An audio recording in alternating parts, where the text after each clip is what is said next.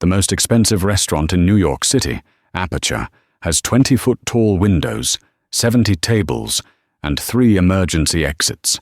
To Maeve, it also had 14 potential weapons, 8 fatal choke points, and 1 customer who was about to turn the entire dining room into a war zone. When 5 armed men shattered the glass, they weren't expecting the waitress clearing their target's plates. They saw a 15-an-hour employee in a cheap apron. What they didn't see was the woman who had spent a decade dismantling organizations just like theirs, and the specialized skills she was about to use with a silver serving tray. The sound that defined Maeve's life at Aperture wasn't the polite chatter of the city's elite or the distant, muffled symphony of Central Park traffic, 70 floors below. It was the near-silent shush of her rubber-soled, non-slip shoes on the polished Italian marble. It was the sound of invisibility, a sound she had spent 8 months perfecting. For 8 months, Maeve had been the perfect ghost. She was Maeve, the quiet but efficient waitress. She was the one who remembered that the wife of real estate mogul Robert Gregory preferred her Evian with no ice and a single muddled mint leaf, and that Judge Peterson was deathly allergic to all shellfish, a fact his young, distracted mistress often forgot when trying to order the lobster bisque. She was precise, detached, and utterly forgettable. It was, by a significant margin, the most difficult, grueling, and soul-crushing job she had ever had.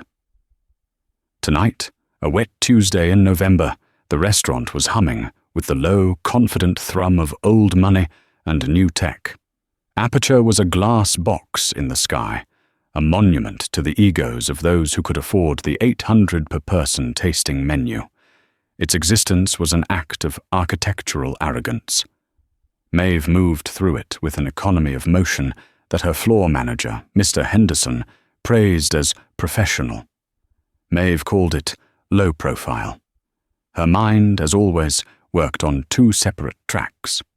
The public track, Track A, was focused on table settings, wine pairings, the timing of the entrees, and maintaining a posture of polite subservience. The private track, Track B, the real track, was constantly, compulsively running threat assessments. Mr. Henderson at the host stand. Posture, slumped, defeated. Stress level, high. He keeps touching his left cufflink, a nervous tell. Financial trouble, a potential security risk. Noted. Table 12. 4 bankers from Goldman Sachs. Loud, arrogant, drunk on a $4,000 bottle of Romane Conti. One is showing off a new watch, a Patek Philippe Nautilus, rose gold, valued at $120,000. Potential for a simple snatch and grab. Low threat, high value target. Kitchen exit, partially blocked by a rolling cart of dirty linens. A violation of fire code and basic tactical sense. She'd told Henderson about it 3 times this week. He'd forgotten. Again. A critical choke point. This constant, silent analysis was a reflex. A deep tissue scar left from a life she had supposedly abandoned in a fiery wreck outside of Minsk 3 years ago. In that life, she hadn't carried trays. She had carried a customized Sig Sauer P226 and the weight of government secrets. In that life, her name hadn't been Maeve. She was polishing a Zolto wine glass at the service bar when the quiet equilibrium of the restaurant shifted. It wasn't a sound. It was a pressure change, a drop in the room's barometric confidence. The main doors opened, and a chill of pure, frictionless entitlement swept in. "Mr. Pierce, so good to see you," Henderson groveled, his slumped posture snapping artificially straight, a puppet pulled by strings of money. Maeve didn't need to look. Arthur Pierce. She'd seen his face on the cover of Forbes, the titan of tomorrow. Wired, the man who owns the AI that owns the future. And Time, the new face of power. He was the CEO of Apex Dynamics, a $1 trillion company that specialized in private aerospace, and more quietly, predictive AI for global defense contracts. He was 40 years old, impossibly handsome in a severe, joyless way, and radiated an aura of power so dense it was almost suffocating. He was flanked by two men. They were large, broad-shouldered, and dressed in suits that were expensive but badly tailored, the fabric straining to conceal the hardware underneath. Security. Maeve's Track B, labeled instantly. Bodyguards. Complacent. Lazy. One is wearing a clear coil Bluetooth earpiece, but he's not listening. He's scanning the female clientele with a predatory gaze. The other is too focused on Pierce, not on the room. Amateurs. Hired for size, not skill. "My table," Pierce stated, not asked. He didn't look at Henderson, his attention fixed on the glowing screen of his phone. "Of course, sir. Your usual booth." The usual booth was booth 7, the most secluded in the restaurant, with a panoramic view of the park. It was in Maeve's section. She sighed internally. Pierce was a notoriously terrible tipper. He often forgot and was relentlessly demanding. He treated the staff like malfunctioning robots. As he slid into the high-backed velvet booth, he tossed his heavy cashmere overcoat onto the seat beside him without looking, forcing Maeve to step back quickly to avoid being hit in the chest. "Good evening, Mr. Pierce," Maeve said, her voice a perfect, bland monotone. Track A was now dominant. "Can I get you some water to start? Sparkling. Norwegian. Voss. No lemon. No ice. And tell the chef I want the bison. Medium rare. Don't bother me with the menu. I'll be working." He still hadn't looked up from his phone. "And for your guests, sir?"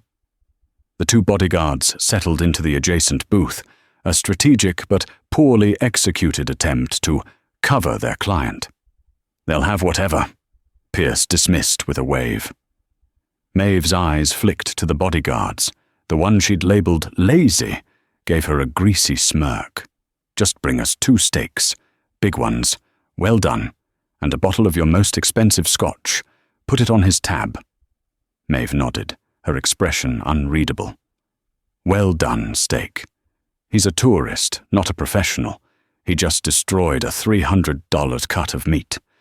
She turned to go, but Pierce's voice, sharp and cold as a shard of ice, stopped her. "Waitress." She turned back. "Sir?" He finally lifted his head, and his blue, Arctic cold eyes met hers. They were the eyes of a man who had never been told no, a man who bought and sold countries before his morning coffee. "My phone is at 14%. Bring me a power bank, one of the new MagSafe ones, not the old-style cable, and be quick about it." He didn't ask. He commanded. For a flicker of a second, the old Maeve, the one who had leveled syndicates and deposed warlords, wanted to tell him exactly where he could plug his power bank, but Maeve the waitress simply nodded. "Immediately, sir." She walked toward the back office, her shoes making their silent shush on the marble. As she passed the bar, she glanced out the 20-foot-tall, floor-to-ceiling windows. The view of the park was obscured by a driving November rain, but something else, far below, caught her eye. Down on 60th Street, a black utility van, a Mercedes Sprinter, no side windows, illegal tint, was double-parked, its engine running. It was too clean for a delivery van, and it was angled toward the service entrance, not the main entrance. Her pulse, normally resting at a near meditative 50 beats per minute, gave a single, hard kick. She slowed her pace, her gaze sweeping the room again, but this time with a new, razor-sharp urgency. Track B was no longer in the background. It took over, hijacking her nervous system. Sprinter van, tactical position. Seats 5 to 7. Bodyguards are distracted. One is already drinking the scotch. Pierce is isolated in the back booth. Main entrance, a fatal funnel, easily blocked. Service exit, locked from the outside after 10 p.m. Kitchen exit, still blocked by that damned linen cart. We are in a box, a glass box, 70 floors up. She felt a cold prickle, the all-too-familiar sensation of a sniper's laser dot on the back of her neck. This wasn't a "what if" anymore. This was a "when." She diverted from her path to the charging station and walked directly to Mr. Henderson. "Mr. Henderson," she said, her voice low and tight. "Not now, Maeve. I'm comping the Petersons' champagne. The kitchen exit is still blocked. That cart needs to be moved right now." Henderson looked at her, his face flushing with annoyance. "It's linens, Maeve. It can wait. Mr. Pierce needs his power bank." "It's a fire hazard," she insisted. Her voice dropped a full degree, losing its customer service politeness and gaining an edge of serrated steel that made Henderson blink, confused. "Fine," he snapped, bristling at her tone. "I'll tell Ben to move it. Go get the charger." Maeve knew telling Ben was useless. Ben was a 19-year-old busboy who was currently hiding in the walk-in freezer, texting his girlfriend. She made a decision. She walked directly into the kitchen, a chaotic symphony of clanging pans, hissing steam, and shouting chefs. "Move this," she ordered the nearest line cook, gesturing to the heavy linen cart. "I'm on plating, Princessa." "You move it," he sneered. Maeve didn't argue. She grabbed the handle of the 400-pound steel cart and, with a controlled, powerful shove that seemed utterly incongruous with her slender frame, rammed it 10 feet clear of the doorway. She used her legs and core, a perfect deadlift. The cart smashed into a stack of empty crates. The busboy and the line cook stared, their mouths open. She turned back toward the dining room, wiping her hands on her apron. And that's when the world exploded. It wasn't a gunshot. It was the synchronized, percussive thump, thump, thump of 5 heavy-duty, spring-loaded window breakers, shattering the massive, 2-inch-thick pane of glass nearest to Arthur Pierce's booth. The rain and the wind of the 70th floor gale blasted into the restaurant, a sudden, violent intrusion of the outside world. Tablecloths were ripped from tables, flames on the decorative candles were instantly extinguished, and the sound of 1,000 wine glasses shattering on the marble floor was drowned out by the sudden, high-pitched screams of the city's elite. It was pure, primal chaos. Robert Gregory, the real estate mogul, dove under his table, pulling his wife down with him. Judge Peterson fainted. Mr. Henderson froze, his mouth open in a silent, "Oh," a champagne bottle held uselessly in his hand. But Maeve's world went silent. The screams faded, the wind became white noise.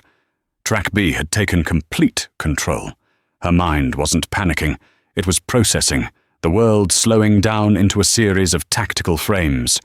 Total entry time, 2.1 seconds, 5 assailants, dressed in black tactical gear, full body armor, black ballistic masks.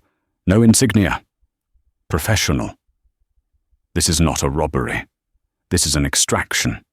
The 5 men moved like a single organism, a black tide flowing into the room through the shattered window. They ignored the screaming patrons.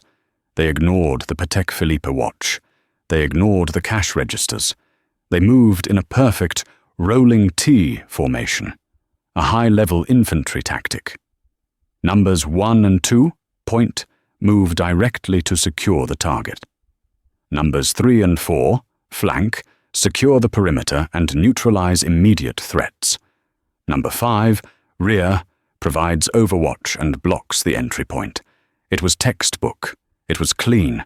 It was the exact doctrine she herself had drilled into recruits in a concrete bunker in the Negev desert. The amateurs, Pierce's bodyguards, finally reacted.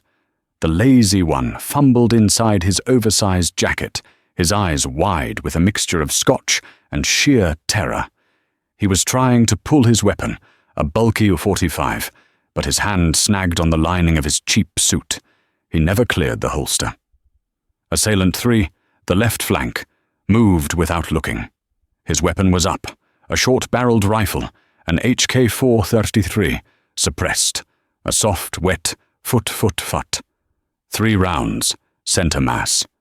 The bodyguard was thrown backward into his table, scattering plates of well-done steak. He was dead before the scotch bottle he'd knocked over finished spilling onto the floor. The other bodyguard, the one who had been watching Pierce, actually managed to draw his pistol. "Get down, sir!" he yelled, making the fatal mistake of standing up to provide a target, trying to be a hero. A fatal mistake, Maeve thought. You never stand up. You make yourself a smaller target, not a bigger one. Assailant 4, the right flank, didn't even bother with his rifle. He pivoted, raised a sidearm from his thigh rig, and fired a single, precise shot. The pop was barely audible over the wind. The second bodyguard collapsed onto his own booth's table, a neat, dark hole in his forehead. The entire neutralization of Pierce's multi-million-dollar security detail had taken less than 4 seconds. Arthur Pierce himself was frozen, his phone still held loosely in his hand. He was staring at the blood pooling on the white linen of the bodyguard's table. The man who controlled global markets was, for the first time in his adult life, utterly and completely powerless. "Target is secure," shouted Assailant 1, the leader. His voice was a muffled Eastern European bark through his mask. He and Assailant 2 grabbed Pierce by his arms, yanking him from the booth with brutal efficiency. Assailant 2 snapped a heavy-duty zip tie around Pierce's wrists. No, what is this? Do you know who I am? I'll pay you double, triple," Pierce stammered, his arrogance shattered, replaced by the ugly, raw fear of a man who buys his way out of problems, realizing this one wasn't for sale. "Shut up, package," Assailant 1 growled. He pressed the muzzle of his rifle to Pierce's temple. "Move, or I bleed you." The other 2 assailants, 3 and 4, were now scanning the room, their weapons sweeping menacingly over the cowering patrons. "Comms, go dark! 30 seconds to extraction," the leader yelled to his rear guard, Assailant 5, who was planting a small black device on the wall near the broken window. A wide-spectrum signal jammer, Maeve analyzed. No cell service, no Wi-Fi, no police calls. They're cutting the restaurant off from the world before they rappel down. It was all happening in a terrifyingly small window of time. The entire operation, from breach to extraction, was planned for under 1 minute, and they were all, to a man, ignoring the waitress. Maeve stood by the now clear kitchen entrance, partially obscured by a large potted ficus tree. She hadn't moved. She hadn't screamed. She hadn't hidden. She was just watching. The attackers saw her, but their brains, processing thousands of bits of data, categorized her in the same bucket as the cowering busboy and the frozen Mr. Henderson. Civilian, female, non-threat. Ignore. Assailant 4, the one who had shot the second bodyguard, even gestured at her with his rifle. "On the floor! Now! Face down! Hands on your head!" he yelled, his attention already moving past her. Maeve slowly, carefully, began to lower herself to her knees. Her hands went up in the universal sign of surrender. "Please!" she whimpered, her voice trembling, a perfect imitation of terror. "Please don't hurt me." The attacker, his name was Kovac, grunted, satisfied. He turned his back to her, focusing on the other patrons huddling behind the bar. He had just made the last mistake of his life. The second his back was turned, Maeve's entire demeanor changed. The fear evaporated. The whimpering stopped. Her movements, once slow and trembling, became impossibly fluid. She was still holding the thick, heavy, leather-bound menu for Table 9. In a single, silent motion, she rose from her knees. She did not stand. She uncoiled. She took 2 predator-like steps, closing the 10-foot distance between them. The attacker was scanning the bar. Threat. Threat. Threat. He never saw the real threat. Maeve brought the heavy, leather-bound menu up in a two-handed, upward-arcing strike. She didn't aim for his head, which was protected by a ballistic helmet. She aimed for the base of his skull, right at the C-tau vertebrae, the hangman's fracture. She used her entire body weight, pivoting on her heel in a perfect application of rotational physics. There was a sickening, wet crunch that was audible even over the wind. The 250-pound man, encased in 40 pounds of body armor, dropped like a marionette with its strings cut. He didn't make a sound. His spinal cord was severed. He was dead. The entire action had taken 1.2 seconds. It was completely silent amidst the ambient chaos of the wind and the whimpering guests. The leader, Assailant 1, was dragging Pierce toward the broken window. "Kovac, what's your status? Cover the rear," he yelled to the man she had just killed. There was no answer. "Kovac!" The leader turned. His eyes, visible behind the slits of his ballistic mask, widened in confusion. He saw his man down, and standing over him, breathing calmly, was the waitress. She was holding a menu. "What the—" Before he could finish the thought, Maeve was already moving. She didn't run at him. That would be stupid. She was unarmored, and he had a rifle. Instead, she ran away from him, toward the service bar. "Target loose!" the leader screamed, shoving Pierce hard at Assailant 2. "Drop her! Anton, drop her now!" Assailant 3, the one who had killed the first bodyguard, spun, bringing his rifle to bear. His name was Anton. He saw the waitress, a fast-moving, black-clad blur, vaulting over the marble bar with the grace of an Olympic gymnast. "Foot, foot, foot!" He fired a 3-round burst, but he was shooting at where she was, not where she was going. The rounds impacted the marble bar top, sending chips of stone flying. Maeve was now behind the bar. She was in her element. She had cover, and more importantly, she had weapons. "Flush her out," the leader ordered.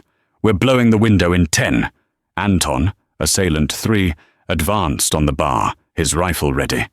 "Come out, little girl," he taunted, his voice laced with a thick Russian accent. He reached the bar and peered over, expecting to find her cowering in the ice bin. Maeve, however, was not there. She was low, having skittered down the length of the bar like a crab. She popped up 10 feet to his left, at the cocktail station. He turned, surprised, but she was faster. She had 2 weapons in her hands. In her left, a heavy, galvanized steel ice scoop. In her right, a pressurized canister of whipped cream. He tried to aim his rifle, but she was too close, inside his turning radius.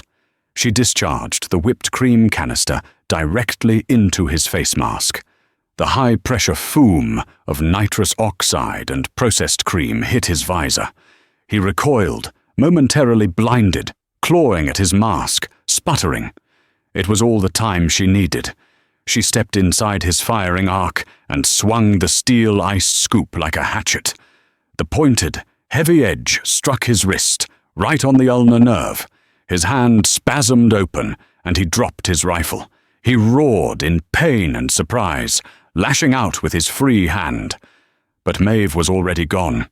She ducked under his wild swing, kicked his fallen rifle across the floor, and, in one fluid motion, drove the heel of her palm straight into his nose.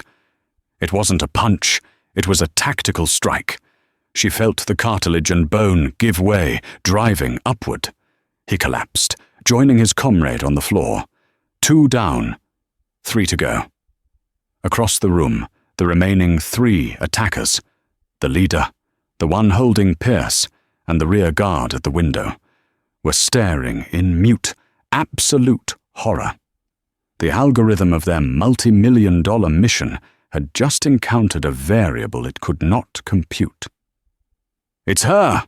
the rear guard, Assailant 5, shouted, his voice cracking with a fear that hadn't been there a moment before. He pointed a trembling armored finger. "Dmitri, it's Koshka!" Koshka, the cat. a name she hadn't heard in 5 years, a name she thought she had buried in Belarus. The leader, Dmitri, dropped his professional bark. His voice became a low, venomous hiss. He raised his rifle, ignoring Pierce completely. His primary mission had just changed from extraction to survival. Kill her! Kill Koshka! Arthur Pierce, billionaire, CEO, and the package was now completely forgotten, shoved to the floor. He watched, his mind unable to process what was happening, as the 3 remaining military-grade assassins took aim at the waitress. The equation of the room had changed. It was no longer a kidnapping. It was a hunt. Dmitri, the leader, was no fool. He wasn't Anton or Kovac. He was a professional, and he had just identified a professional-grade threat. He barked an order in Russian. "Mikhail, clear the kitchen. Nico, set the charge and cover the floor. She's mine!" Divide and conquer, Maeve's mind supplied. Standard procedure. He's trying to box me in. Mikhail, assailant 2, shoved Pierce to the ground, pulling his sidearm. He began a slow, careful advance toward the bar and the kitchen entrance. Nico, assailant 5, moved back to the broken window, pulling a block of C4 and detonators from his pack. Dmitri, assailant 1, took cover behind an overturned marble table, using it as a firing position, his rifle trained on the main dining room. They had retaken the tactical initiative. Maeve was still behind the bar, but it was no longer safe. Mikhail was advancing, and Dmitri had a clear line of sight. She had to move. "Please," a voice whimpered from beside her. Maeve looked down. Mr. Henderson was cowering in the glass wash station, shivering. They're going to kill us." "Stay down! Don't move! Don't make a sound!" Maeve ordered, her voice flat and cold, all traces of the waitress gone. She needed a distraction. Her eyes scanned the bar. She saw the bottle of $4,000 Romane Conti that the bankers had ordered. She grabbed it. "Hey!" she shouted, her voice ringing out, drawing Mikhail's attention. He spun toward her, raising his pistol. Maeve was already in motion. She threw the bottle, not at him, but at the wall of single malt scotches 20 feet away. The bottle exploded, showering the marble floor in expensive wine. But the sound, a gunshot-like crack, did its job. Mikhail flinched, firing 2 rounds at the sound. In that split second of distraction, Maeve was gone. She vaulted back over the bar, landing in a silent crouch on the other side. She didn't run into the open. She ran low, using the line of overturned tables and terrified frozen patrons as human shields. "Where is she?" Dmitri roared. I lost her!" Mikhail yelled, moving forward to where the bottle had broken. Maeve was already at the kitchen entrance, the one she had cleared just minutes before. She slipped through the double swing doors like smoke. She was now in her real territory. The kitchen was still in chaos. The staff, hearing the breach and the gunshots, had either fled into the pantries or were huddled in the corners. The hiss of the gas ranges, the bubbling of the deep fryers, and the clatter of the industrial dishwashers created a wall of disorienting sound. She heard the thud of the swing doors opening behind her. Mikhail. He was following her in. He was stupid, but he was committed. Good, she thought. You never follow a high-value target into their prepared kill zone. Rule number 1. The kitchen was dark, lit only by the blue pilot lights of the stoves and the red exit signs. Maeve moved with a silence that was terrifying, her shush-shush shoes now a lethal advantage. Mikhail entered, his pistol up, a small flashlight beam cutting through the steam. "I know you're in here, Koshka," he called out. "Dmitri sends his regards. He says you should have stayed dead." His beam swept the room, illuminating hanging copper pots, racks of knives, and slabs of raw meat. Maeve was not on the main floor. She was above him. When she'd entered, she had used the shelving for the flour bags to boost herself up, onto the massive stainless steel hood vent that ran the length of the cooking line. She was now lying flat on the metal, 10 feet above him, the heat from the stoves warming her back. Mikhail advanced slowly, sweeping his light. He passed the prep station, the grill, and moved toward the dish pit. He passed directly underneath her. Maeve waited. 1 beat, 2 beats. Now. She dropped. She didn't just fall. She aimed.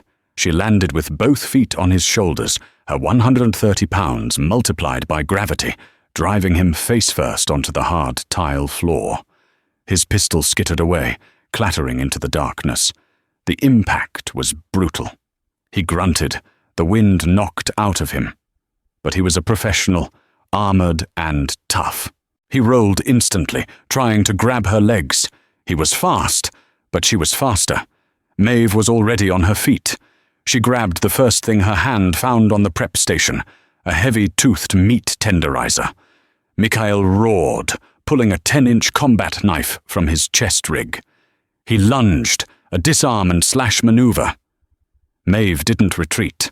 She stepped into the attack. She used the meat tenderizer not as a club, but as a shield, catching his knife-wielding wrist on the heavy steel. The clang of metal on metal echoed in the kitchen. With her other hand, she grabbed his helmet, yanking his head down. At the same time, she brought her knee up in a devastating strike, not to his face, which was masked, but to his armored collarbone. The force was enough to stagger him, breaking his balance.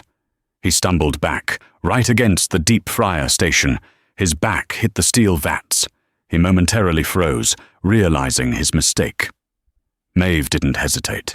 She grabbed the handle of the nearest fryer basket, which was filled with sizzling, 400-degree oil.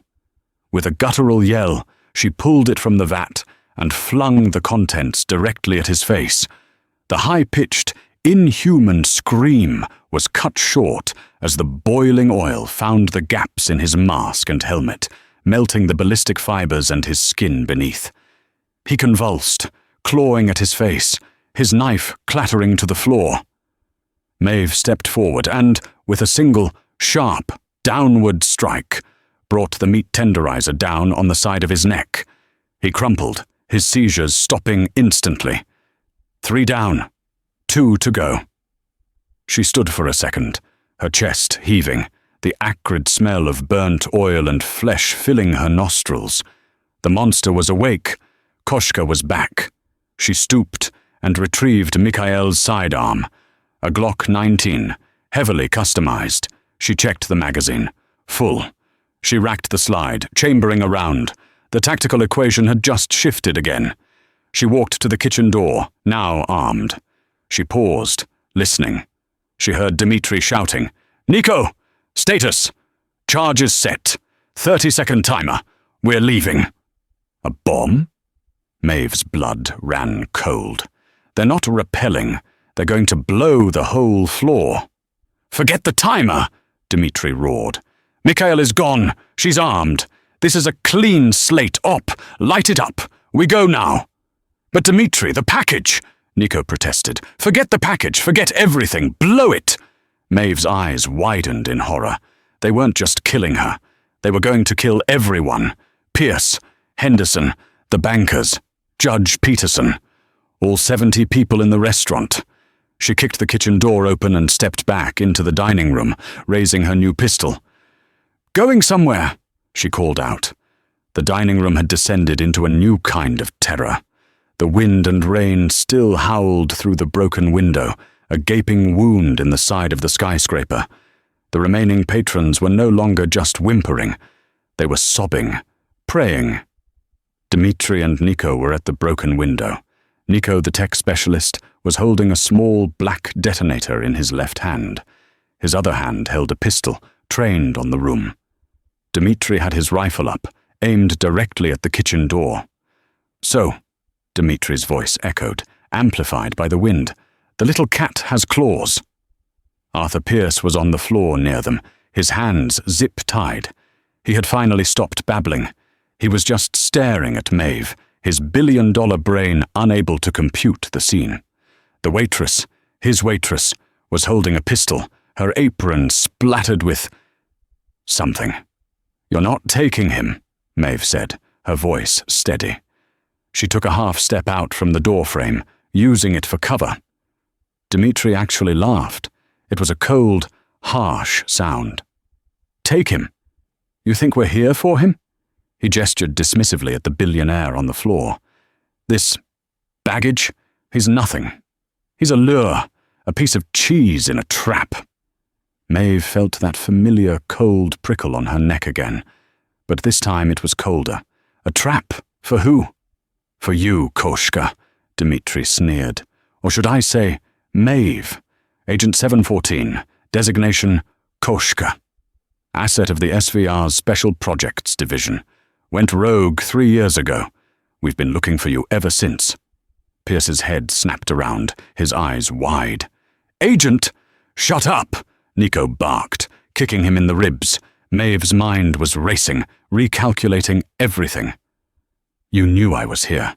You knew I was at this restaurant." "We didn't know exactly," Dimitri said, clearly enjoying the monologue. He was buying Nico time. But time for what? "We just knew you were in New York, and we know your profile. You can't help yourself. You hide, but you watch. You pick a place with a high-value target, a senator, a judge, a billionaire CEO, and you embed. You watch them, you study them, because it's the only thing that makes you feel safe." He was right. "So," he continued, "we arranged a little performance, a high-stakes, public extraction. We knew Pierce's company, Apex Dynamics, was a juicy enough target to be believable. We knew an operation this loud, this violent, would, how do you say, activate you. We just had to see which waitress, which busboy, which chef would be the one to kill 3 of my best men with kitchen supplies." The full, horrifying weight of the revelation landed on her. The 5-man team, the breach, the jammer. It was the most expensive, elaborate, find and flush operation in history. Arthur Pierce wasn't the target. He was the bait. "And now you've found me," Maeve said, her voice dangerously quiet. "And now we clean the slate," Dimitri said. "General Volkov sends his personal regards. He hates loose ends." Volkov. The name hit Maeve like a physical blow. General Ivan Volkov, her old handler, the man who had trained her, the man who had turned her into a monster, the man she had betrayed when she refused to carry out his last order, the assassination of a child. "He's going to kill us all," Maeve said, her eyes flicking to the detonator in Nico's hand. "There are 74 people on this floor, Koshka," Dimitri said. "Volkov considers that an acceptable loss to remove you from the board. You, of all people, should understand." He was right. She did understand. That's what terrified her. "No," Maeve said. "The mission's over. You failed." "We found you, didn't we?" Dimitri smiled. "Nico, end this." Nico lifted the detonator, his thumb moving to the red button. "No more time," Maeve's brain screamed. She fired. She didn't aim for Nico. He was too far, and the wind was too strong.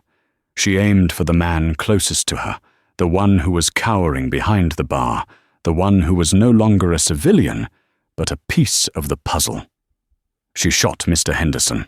The bullet from her Glock struck the marble bar just inches from Henderson's head, sending a spray of stone chips into his face. "Ah!" he screamed, jumping up from his hiding spot in pure animal terror. "Now!" Dimitri yelled, thinking Maeve was shooting at him. But Henderson hadn't just jumped up. He had jumped up and run, right into the path between Dimitri and Maeve. "Get down, you fool!" Dimitri roared. It was the opening she needed. With Henderson acting as a momentary, accidental human shield, Maeve broke from her cover. She ran, not at Dimitri, but to her right, along the wall. Dimitri shoved Henderson to the floor and tracked her with his rifle. Foot, foot, foot. Bullets chewed the drywall behind her. She was fast, but he was leading his target. One round grazed her arm, a white-hot sear of pain. She didn't slow down. Nico, seeing her closing the distance, panicked. He dropped the detonator, which was attached to his vest by a lanyard, and drew his pistol. He fired wildly. Maeve dove, rolling behind a heavy velvet couch. She came up firing. 2 precise shots. Thwack, thwack.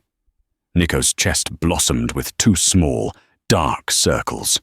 His body armor caught the rounds, but the kinetic impact was like being hit with a sledgehammer. He staggered back, gasping, right into the shattered frame of the window. He teetered there for a half-second, the 70-story drop yawning behind him. He looked down. He looked at Maeve. And then he fell. He didn't scream. He was just gone, eaten by the storm. One left. Dimitri was exposed. His cover was gone. His tech guy was gone. It was just him and her. He dropped his now empty rifle and drew his combat knife, the same kind Mikhail had carried. At the same time, Maeve's Glock clicked. Empty. She had used her last round on Nico. They stood 30 feet apart, the wind howling between them, whipping rain and debris through the ruined restaurant. "It always comes down to this, doesn't it, Koshka?" Dimitri said, dropping into a low, menacing knife fighter's stance. "Just you and me, the old way. It's over, Dimitri. Volkov lost." "Volkov never loses," he hissed and charged. The final fight was not a brawl. It was a ballet of violence, a high-speed chess match between 2 grandmasters of death. Dimitri was a bull, all power, rage, and forward momentum. He was armored, helmeted, and driven by a fanatic's devotion to his general. Maeve was Koshka, the cat, all speed, grace, and tactical brilliance. She was unarmored, bleeding from her arm, and driven by a desperate, primal need to survive. He lunged with the knife, a powerful, straight thrust aimed at her center mass. Maeve didn't block. She redirected. She moved with his attack, her left hand catching his wrist, not to stop it, but to guide it. She twisted, using his own momentum to pull him past her, while her right hand, holding the now empty Glock by its barrel, slammed the heavy steel grip into his temple. The clang of steel on ballistic helmet was loud.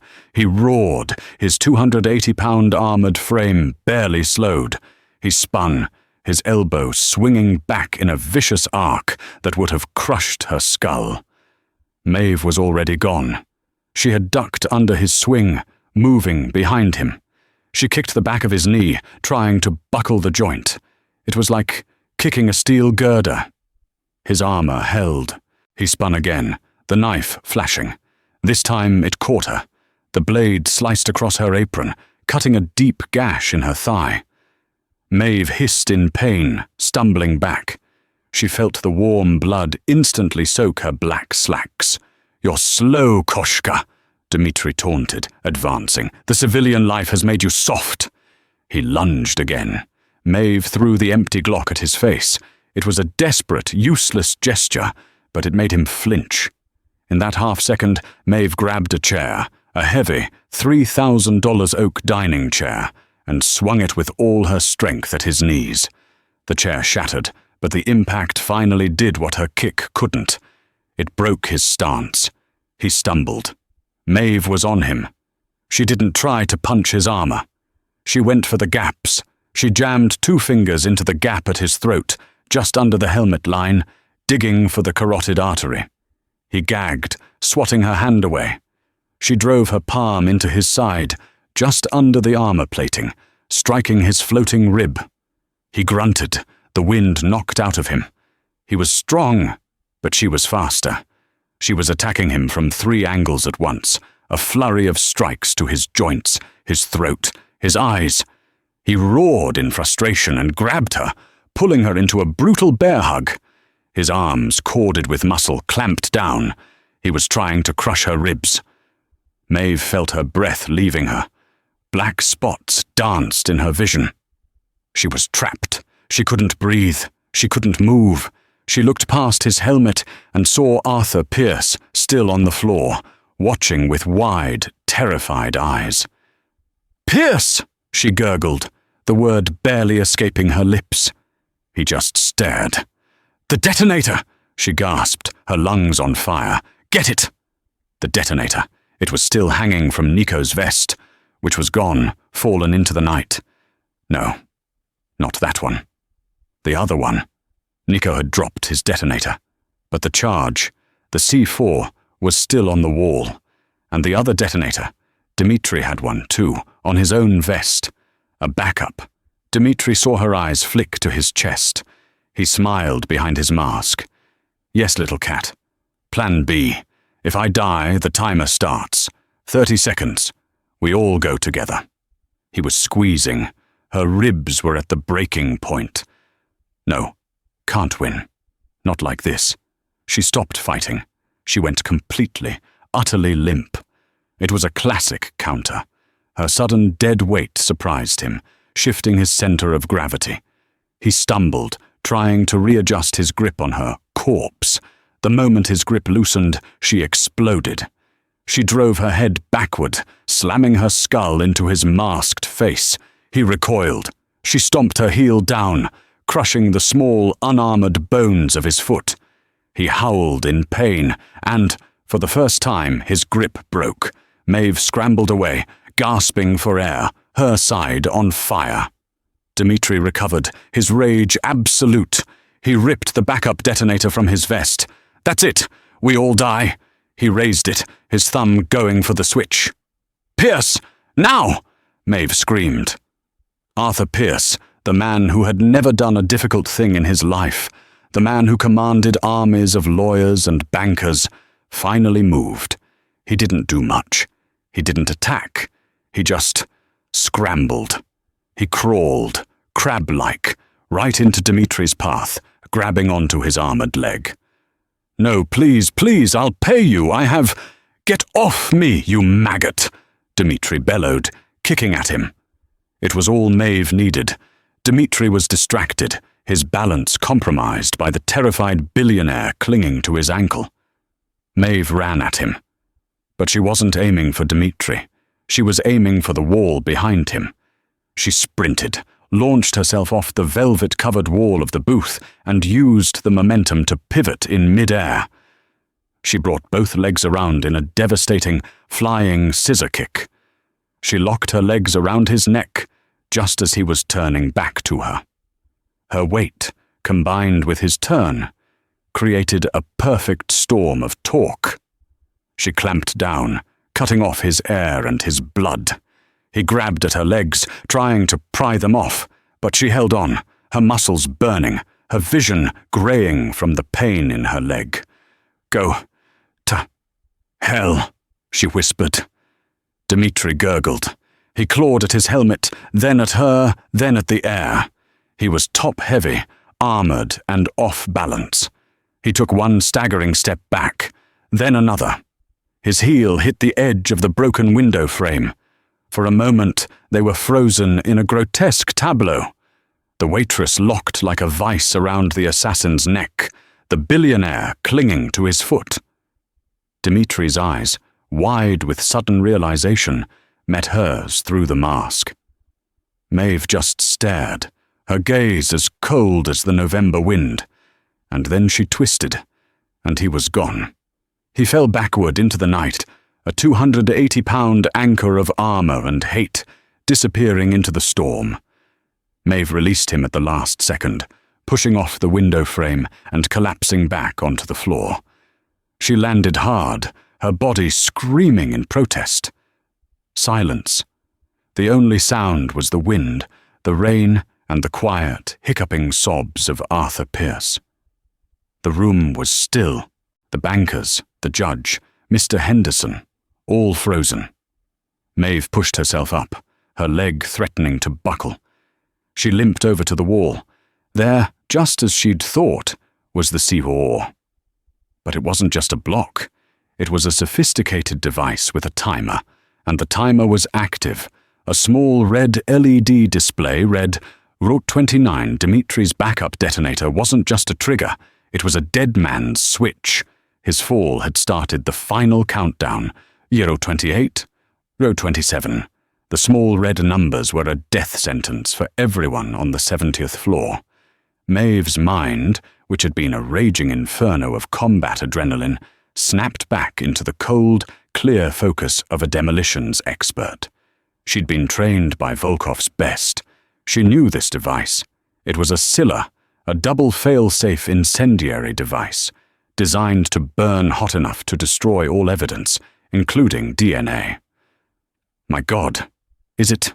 Pierce stammered, crawling over. "Shut up," Maeve snapped. She ripped a silver steak knife from a nearby table. "I need light. Your phone. Now." It's dead. He gestured uselessly. "You were getting me a charger." "Useless," she spat. She looked around. Her eyes landed on the Patek Philippe watch on the floor, the one from the banker at table 12. She snatched it up. The dial glowed with faint luminescence. It was just enough. 021, 020. She used the tip of the steak knife to pry the cover off the device. Inside was a complex nest of wires, red, blue, green, yellow, and two thin, silver wires. "It's a logic trap," her training screamed. "Cut the wrong wire, and it detonates. Cut the right wire, and the second wire detonates. It's designed to be unbeatable." Nardo 50, Orc 14.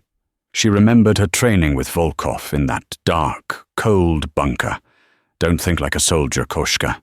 Think like an engineer. What is the one thing a machine cannot account for? The human element." The device was designed to be disarmed only by the person who armed it, via a wireless signal. Any tampering would trigger it. "You can't cut the wires," Pierce whispered, his voice trembling. "I'm not going to cut the wires," Maeve said. 009.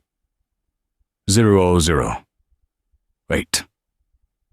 She ignored the wires. She jammed the tip of the steak knife under the logic board itself, the green and gold circuit board. "What are you?"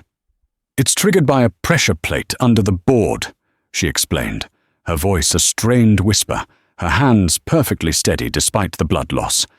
"If I cut a wire, the circuit breaks. If I lift the board, the primary contact breaks. But the secondary contact, the anti-tamper, remains live." 005. "So what's the plan?" Pierce was hysterical. "I have to pry the board up and break the secondary contact in the same quarter second." 004. She wedged the knife in. 003. She took a deep breath. 002. She twisted. There was a snap of plastic and a fizzed sound as the circuits shorted. 001. The red numbers froze. 00. The display went dark. Silence. The bomb was disarmed. Maeve leaned her head against the wall, closing her eyes for just a single second. The adrenaline began to recede, and in its place, a tidal wave of pain crashed over her. Her arm, her leg, her ribs. Everything hurt. She heard sirens, far, far below but climbing. The jammer, tied to Nico's power source, was gone. The outside world was rushing back in. She opened her eyes. Arthur Pierce was staring at her, his expression a mixture of awe, terror, and something she'd never seen on his face. Respect. Who are you?" he whispered. Maeve looked at him. The billionaire titan, covered in dust, his $5,000 suit ripped, his hands still tied. She pushed herself off the wall and limped over to him. She used the steak knife to cut his zip ties. He rubbed his wrists, wincing. You saved us. You saved me. My company. I'll give you anything. $1 million. 10 million. Name it. A new life. Anything. Maeve looked at this man who believed money could solve a problem like this. A problem like her. She was Maeve the waitress. She was Agent 714. She was Koshka. And now, thanks to him, she was compromised. Volkov knew she was alive. He would send another team, and another. Her life here, her quiet, invisible life, was over. She looked down at the $120,000 Patek Philippe watch still in her hand. "You're a terrible tipper, Mr. Pierce," she said, her voice flat. She slid the watch onto her own wrist, the cold gold a heavy, strange weight. "My God," Mr. Henderson was whimpering from the bar. "Maeve! What? Maeve didn't look at him. She didn't look at any of them. Their world of menus and wine pairings was a dream. She was awake now. She tore off her blood-stained apron and threw it on the floor. She started walking, not to the main entrance, but back toward the kitchen. "Wait!" Pierce called out. "Where are you going? The police will be here. You're a hero." Maeve paused at the kitchen door, her back to him. "No, Mr. Pierce," she said, the wind catching her hair. "I'm just the waitress." She pushed through the swing doors, past the horrified kitchen staff, past the cooling body of Mikhail, and to the service elevator at the far back. She pressed the button. The doors opened. She stepped inside, just as the first, heavy thud of police boots echoed from the main dining room. The doors slid shut, and the ghost was gone. The sirens fade, but her story is just beginning. Maeve is gone, and Koshka is back in the wind, hunted by her past and armed with a billionaire's watch.